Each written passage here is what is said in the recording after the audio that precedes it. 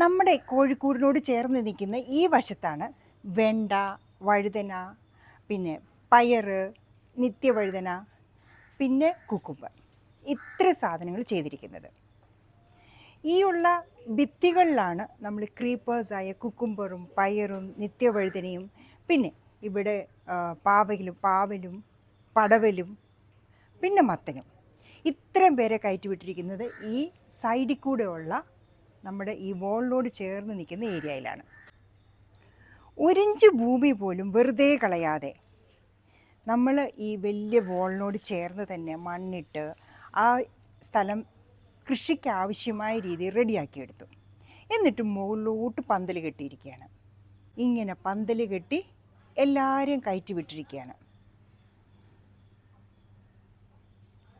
ഇവിടെയാണ് കുക്കുംബർ, മത്തൻ, പയറ് അങ്ങനെയുള്ള വള്ളിച്ചെടികളെല്ലാം ഇവിടെയാണ്. നല്ല വെയിൽ ഡയറക്റ്റായിട്ട് കിട്ടുന്ന ഏരിയയിലാണ് നമ്മുടെ വെണ്ട നിൽക്കുന്നതും വഴുതന നിൽക്കുന്നതും തക്കാളി നിൽക്കുന്നതും. ഇങ്ങനെയുള്ള ഈ ചെടികൾക്ക് ഡയറക്റ്റ് സൺലൈറ്റ് അത്യാവശ്യമാണല്ലോ. അതുകൊണ്ടാണ് നമ്മളിവരെ നടുക്ക് നട്ടിരിക്കുന്നത്. ചുറ്റിനും നമ്മൾ ക്രീപ്പേഴ്സിനെ വിട്ടു, നടുക്കായിട്ട് വെയിൽ ആവശ്യമുള്ള പച്ചക്കറികളെ നട്ടു.